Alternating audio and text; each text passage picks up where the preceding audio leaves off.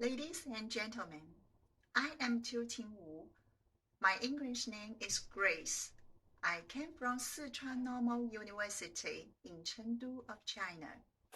Today, I will report our article.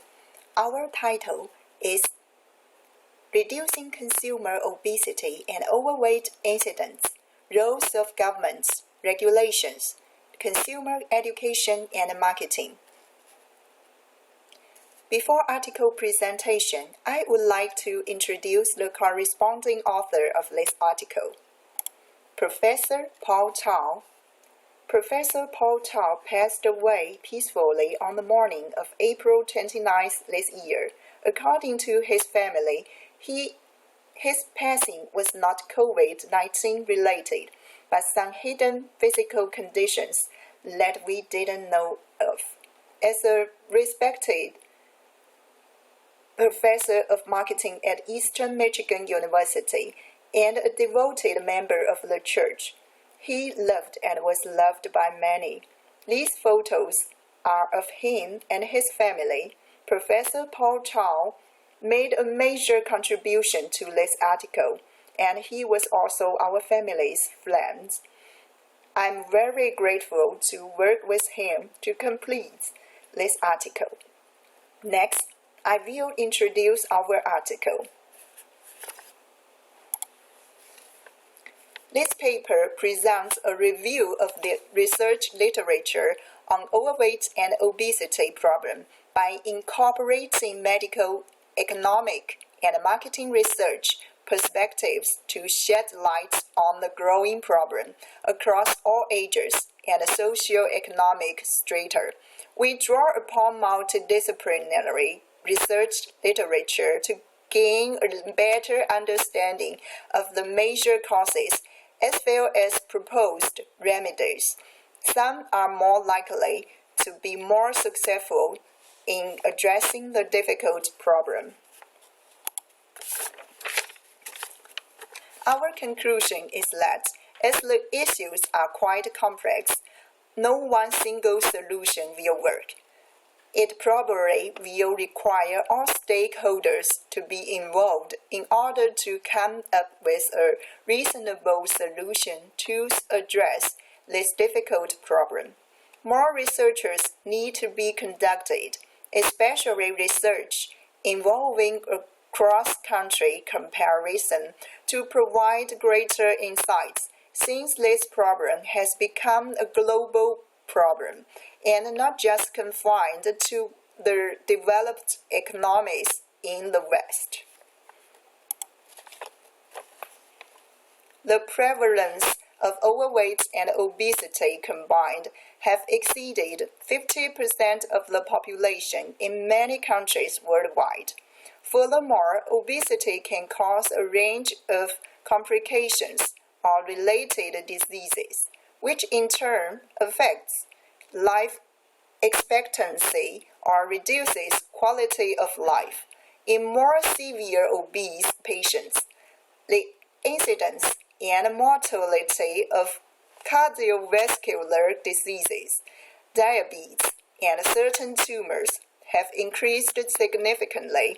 Obese people tend to incur higher medical expenditure than people of normal weight do. This paper will explore the deleterious effects of this growing phenomenon and the major contributing factors to its rise across the globe. This paper will also review different measures proposed to address this problem and their relative effectiveness. Finally, this paper will conclude by offering suggestions and additional issues which warrants future research. There are some factors contributing to obesity. First, globalization and economic development. According to the World Bank, those developing countries may be suffering from the double burden of malnutrition and obesity. This can be caused partly by uneven income distribution, common in many of these countries, and partly by unhealthy dietary habits developed when our unhealthy food with high fat and caloric content are marketed to learn. Second, marketing and store strategies. Blame for much of the obesity and overweight problem, at least in the West, has been leveled against food marketers who are accused of promoting lean washing as a public relations and marketing tactics to deflect consumer attention away from offering unhealthy food choices and instead just focus on lack of physical activity as the chief culprit of obesity. While we may not agree with some of the assertion, recent medical evidence appears to indicate other culprits such as genetics, anxiety, or lack of sleep, even though only they may affect a small percentage of overweight and obese population. Third, family and school education system. Children, just like adults, exhibit their own preference for food. Sometimes it is difficult for parents to convince their children to adopt a healthy eating habits. Research has also confirmed that the school's food policy has a significant effect on students' overweight problem. In light of the increasing overweight and obesity problem, many scholars have proposed different measures to address this issue. There are at least 4 main corrective remedies. First, corporate social responsibility.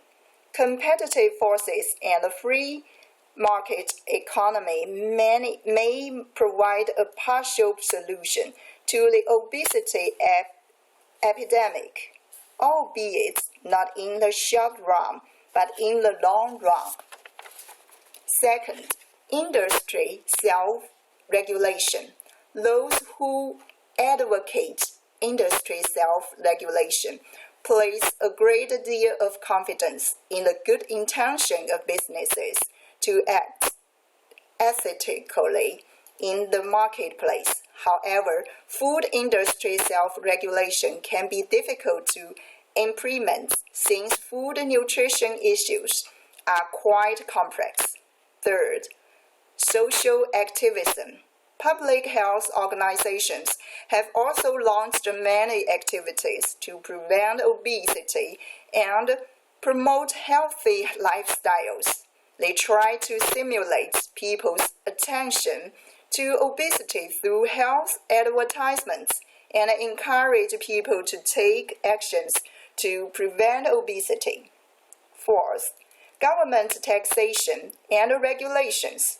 Various people or organizations have advocated taxes as a way to curb consumption of unhealthy food items such as sugary drinks. Government regulations represent another approach which can be used to tackle the obesity problem. Restrictions on advertising, distribution, and banning the products are the 3 most promising methods to curb consumption. It should be clear from this review that no single one approach can help to solve this problem. It requires a multiple approach, utilizing a combination of these measures to combat this critical issue, and concerted efforts are needed from all the stakeholders, including the medical, legal, and market professionals to achieve this article. Even though some studies have included countries around the world, there are few and far between Whether there are different communication strategies in the obesity prevention campaign under different linguistic and cultural backgrounds, and what strategies are more suitable in different cultures are also worthy of further discussion. This is my presentation. Thank you for listening my reports.